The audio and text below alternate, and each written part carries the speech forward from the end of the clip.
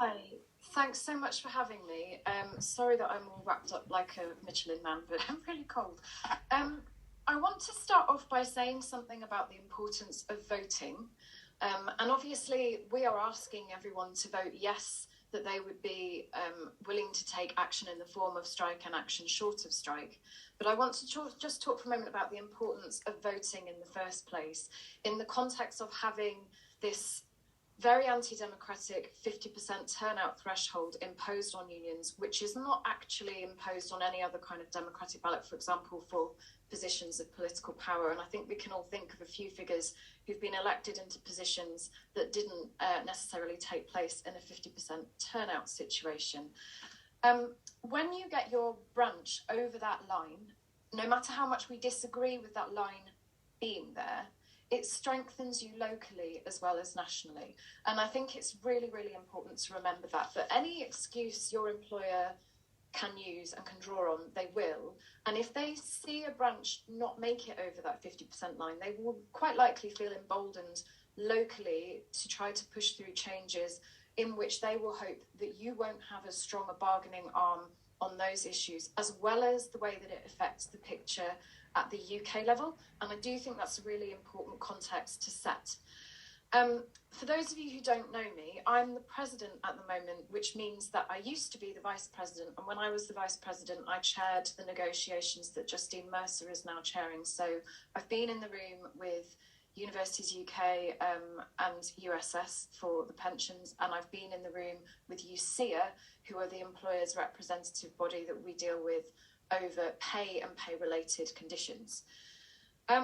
I can do a really quick summing up of what it is that we're asking for. But first of all, I wanted to take a little look at some facts and figures that I've pulled out of various sources, the most up-to-date ones that I could find, noting that we're expecting a new round, for example, of gender pay gap reporting coming up in around March.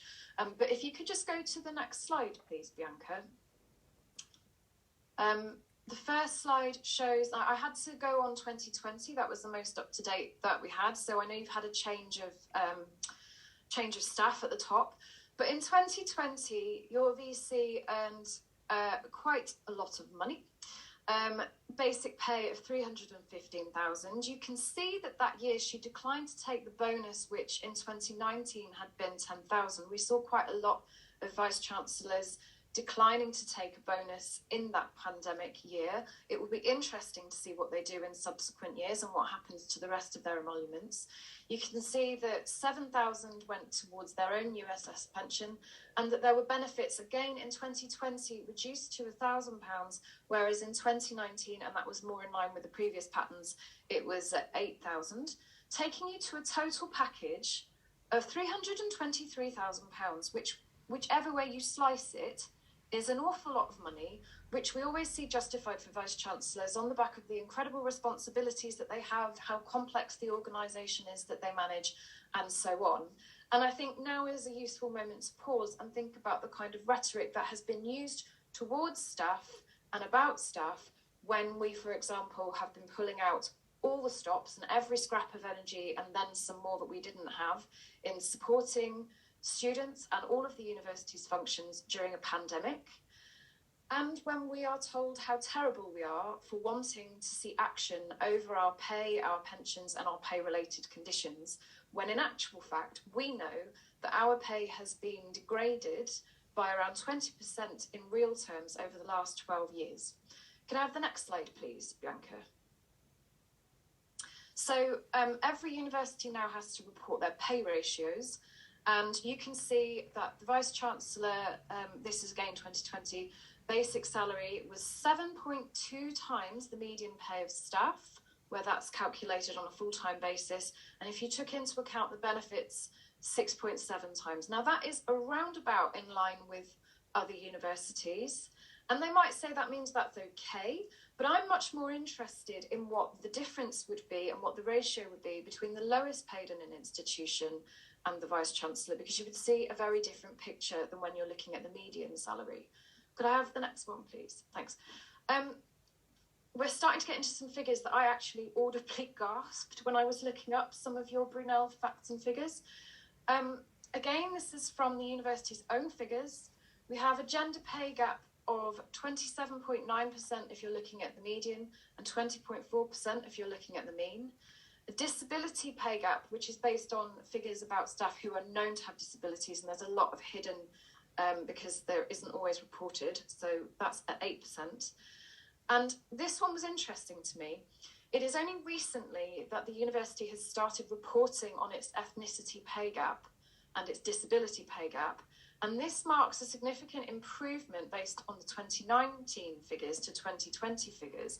But the ethnicity pay gap, and in the university's reporting, they define that as being between white and BAME staff, is still at 11.02 or 12.42%, whether you're looking at the mean or the median. Could I have the next one, please?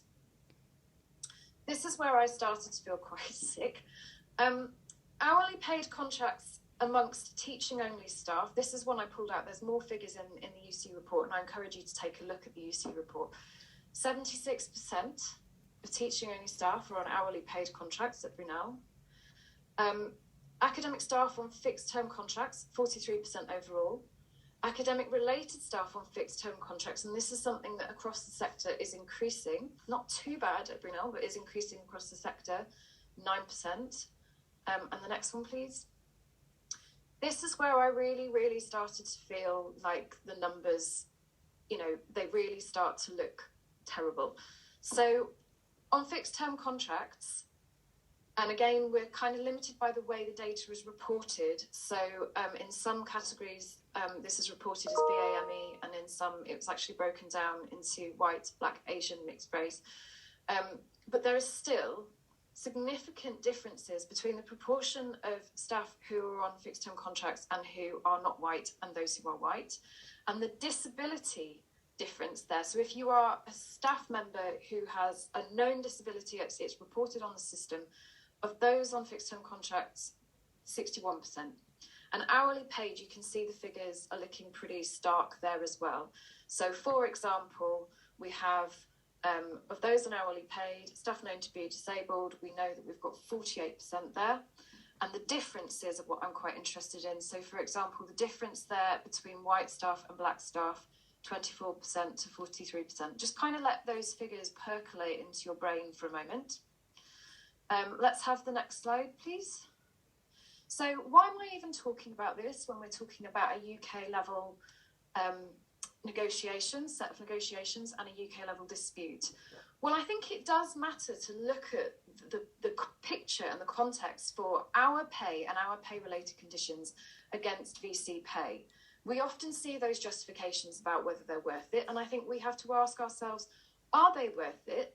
And if on the basis of their justifications that they are indeed worth it, why are staff hours, ordinary staff, keeping the universities ticking, supporting students, keeping the university functioning, why are we not valued in a similar way? These VCs also make up UUK and UCU. Your previous VC, Julia Buckingham, I believe was the treasurer at Universities UK. Every time we come into a dispute, every time we go into negotiations, and remembering that every year we have negotiations over our pay and pay-related conditions, and we don't automatically go into dispute, although recently it's felt like that because of the terrible offers that we've been made. Every time, in theory, they are representing you and putting your voice or the voice of that university into the mix. And then that is what forms the basis of the mandate when the employers' representatives come into the room with the 5 unions that do the initial rounds of negotiation over the pay and pay-related conditions. This is all done through the framework that we call New GINCHES, which is the Joint Negotiating Committee of Higher Education. We are not actually asking for more. And I think that's, again, something really, really important to think about. We're actually asking not to get less each year. And then by extension, we're also asking not to get less going into our pension. So you just had the excellent presentation from Mike about what's going on with USS that intersects with this dispute. But actually, the less you earn, the less is going into your pension for your future as well. So you have to think about it in that linked way where your pension is also your deferred pay and part of your benefits package. So while the Vice-Chancellor's pay and emoluments are going up, Is that because the institution is doing well? If so, why is that not being shared out among the staff? Our workloads are going up as ordinary staff, and we are getting paid less in comparison to what our money is really worth. And we are suffering through really, really difficult conditions. And I want to talk for a moment about workload, because that is the one thing that we don't get less of. It's the thing that we get more of. We're seeing more and more pressure to do more with less time, and a real squeeze being put on people. We're seeing how workload and workload distribution intersect with promotional gaps, promotional inequality, so people getting stuck at the top of grades that they ought to be able to progress beyond. And we're seeing that affect academic related professional services staff to a greater degree than we're seeing it for academic staff, but it is a problem for everyone. And that also intersects with things like the pay gaps that we see against ethnicity, against gender and disability, because there are more and more barriers for people to progress to another grade, meaning that the only rise they will get each year is what comes to the scale as a whole if they are stuck at the top of their particular grade and not also getting increments. Slides don't matter anymore. Thank you for that. So we're asking for quite basic things, really, and it would be quite easy for the employers to start making sensible offers in proper negotiations where we could really get to grips with some of the issues and start to make a difference to this sector. You hear UCU being cast as if we're unreasonable, as if we're asking for the moon on a stick, as if we don't understand numbers. All of those sorts of arguments are applied to us in the public domain from our employers and certain right-wing commentators, whether it's talking about pensions, pay, or our pay-related conditions. So why are we asking for an increase to the pay envelope? Well, we know that our pay is being eroded quite significantly year on year. And we also know that you can take pay as a barometer for how staff are being treated in other areas as well. Universities can spend some money on improving the working conditions for their staff, which will improve the learning conditions for their students. And I think that's an opportune moment to note that we're seeing increasing support from students for our disputes. And even those who initially are unsure or perhaps don't support us, when you talk to them about the issues and they really come to understand, and they know that we were the people that were supporting them through the reality of the pandemic, and we continue to do so, they see that we're actually not being treated particularly well as staff, while they themselves have been experiencing problems with being forced to come to campus, not feeling safe, being locked in their accommodation in some examples, those sorts of things. So it's something that one of our negotiators, Robin, has called the canary in the coal mine for the other types of issues going on in the sector. Our workload is worsening. We're being paid, less in real terms, and there are actually increasing waves of redundancy going across the sector, and threats of redundancy seem to be looming in quite significant parts of the sector over and over again. That won't reduce the amount of work that needs to be done, but it will reduce the number of people. We're seeing worrying numbers of people on hourly paid and fixed term contracts, and that isn't getting better as a general rule. You'll notice